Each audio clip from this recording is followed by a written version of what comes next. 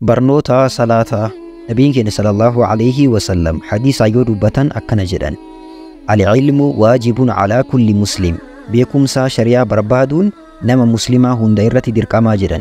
بيكمسا أمنتي إسها إتين دلغتو كننا كصلاة كننا كطهارة وانتوتا سومالي وانتوتا نمني بيكو قبو أكسمس وانتوتا عقيدة والقبطن توحيد والقبطن نمني مسلمة بيكون درقما جدا نبي محمد صلى الله عليه وسلم برنوتا صلاة إيقالو داف ديما جرى برنوتا صلاة كان كوتا قلماعاتين برنوتا سا إيقالا اتفوفا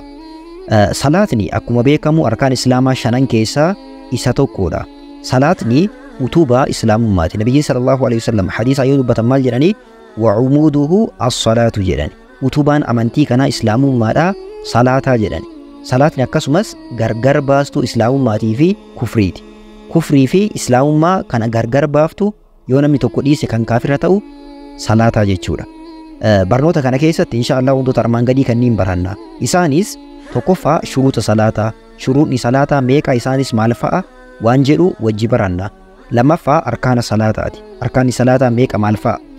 Sadaffaa waajibaata salaataati. Afraffaan sunana salaataati. Wantoota salaata keessa sunnaa ta'an. Shanaffaan wantoota salaataa keessa jibbamaa ta'an yookaan makruuhaata salaataa kan jedhaman. Akkasumas ittaan suudhaan jahaffaa wantoota salaata balleessan yookaan mubxilaata salaata ka jedhaman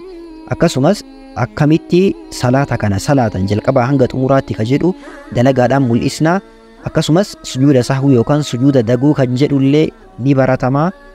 ittaan suudhaan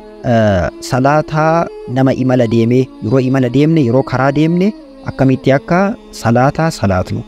ittaan suudhaan salaata nama dhibame yeroo dhibamne akkamitti salaatna akkasumas salaata jum'aa akkamii salaanna osoo nu jala dabarree maal goona waan jiru dubartoonni akkamii salaatuu qaban akkasumas salaata sunnaadha salaanni leelii jira salaanni halkanii salaanni sunnaa hedduutu jira ajrii gurguddaa qaban waa'ee kanneen mara takka takka wajji barannaa namni baratuu fedha qabdan koottaa galmaa'aatiin baradha kallattii kamiin galmoofna akkamii galmoofna kafaltii qaba namoota jettanii gaafattaniif immoo akkamitti galmoofna warra jettaniif barnoonni kun barnoota bilisaati akkasumas wanti ni barbaadu maalidha barnoota kanaaf fedha qabaachuu qofa barbaachisa malee wanti kafaltan hin jiru wanti saabessa baasii baastanillee hin jiru jechuu teessaniitu waan barnoota keessan baratuu qofa iddoon barnootaa teelegiraamaa fi yuutuubii irratti kennama teelegiraama irratti ni galmooftu yuutuubii irratti ammoo barnoonni gadi dhiifama kallattii saniin hordofaa deemtu jechuu galmaa'uudhaaf lakkoofsa amma argitan kanaan bilbilaatiin teelegiraamii irratti dudubbisa teelegiraamii irratti lakkoofsa kanaan dudubbisa inshallah isinii deebisnaa ni barattu. Assalamu alaikum warahmatullahi wabarakatuh.